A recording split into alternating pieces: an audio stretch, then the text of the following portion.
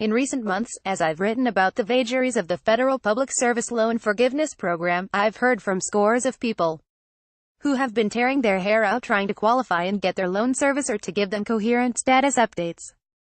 In theory, millions of borrowers are eligible to have their debts forgiven after a decade of public service work. In practice, the program has produced a litany of frustrations. One doctor was flummoxed enough that she handed the mess off to her lawyer, who also happened to be her mother, to try to make sense of it, to no avail. Another lawyer, who actually works at the Federal Department of Education, which administers the program, has also run into brick walls.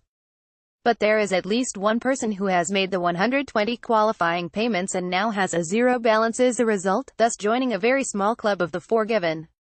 He is Michael Mitchell, a 47-year-old New York City musician turned clinical social worker and counseling psychotherapist.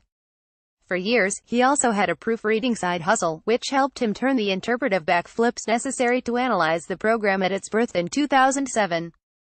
In the ensuing years, he navigated a system so confounding that it recently drew $350 million of additional federal money to help the many people in incorrect repayment plans who are stymied by the complexity. How did Mr. Mitchell do it? It took him over 2 hours to tell the story sitting in his apartment in the Washington Heights neighborhood of Manhattan, with his husband, Ted Altschuler, filling in some details. Between them sat a 2-inch stack of loan documents and an iPad containing the list of electronic files that document Mr. Mitchell's loan history.